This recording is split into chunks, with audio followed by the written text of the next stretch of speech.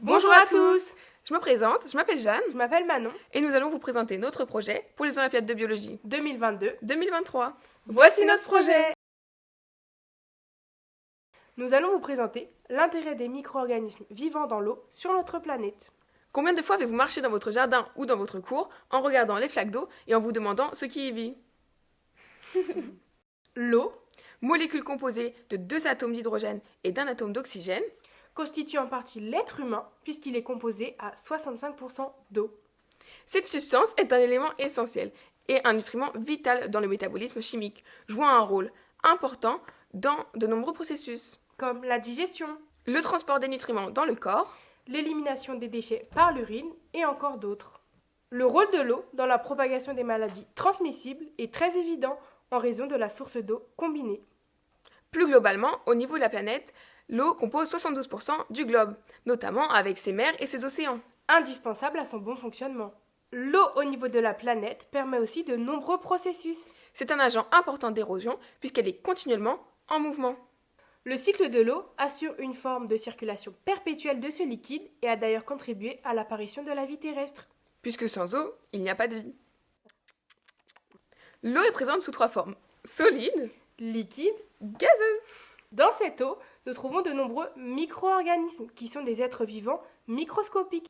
Appelés autrefois microbes, les micro-organismes jouent un rôle essentiel dans les cycles écologiques, même si parfois certains sont pathogènes. En tant que tels, ils ne sont visibles que sous le microscope. Cependant, comme c'est le cas de nombreuses espèces, les micro-organismes peuvent se regrouper en grand nombre. C'est ce qu'on appelle les colonies.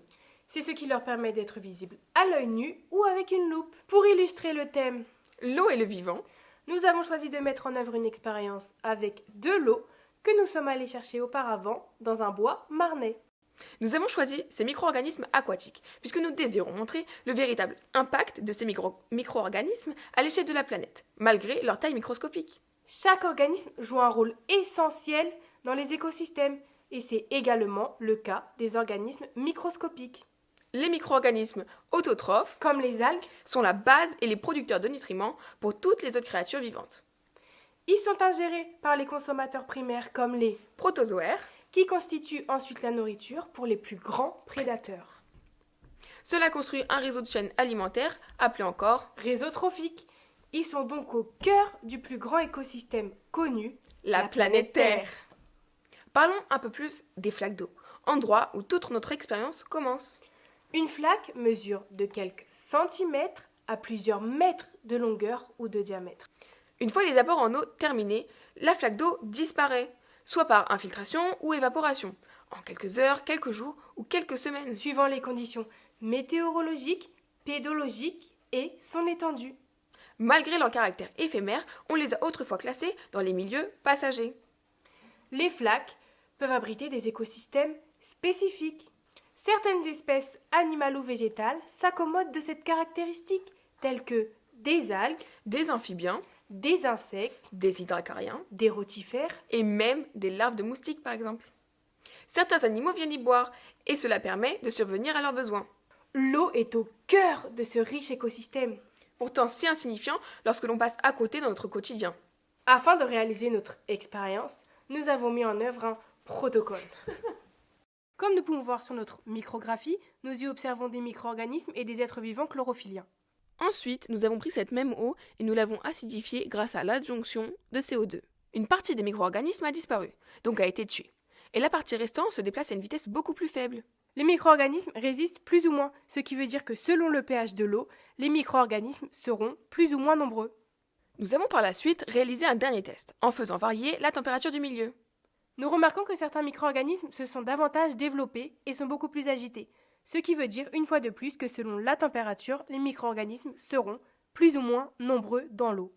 Ce qui veut dire que la température Et l'acidité de l'eau. sont extrêmement importantes pour la vie des micro-organismes.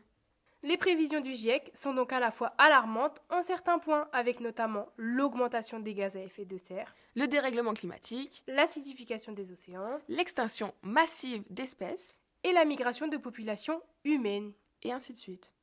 Grâce à ces tests, nous pouvons en conclure que la vie des micro-organismes est mise en danger par les actions anthropiques. L'homme dérègle le cycle de l'eau par ses activités. À notre échelle, nous entraînons des modifications pour certaines irréversibles, agissant directement sur les organismes photosynthétiques, piliers de tous les réseaux tropiques.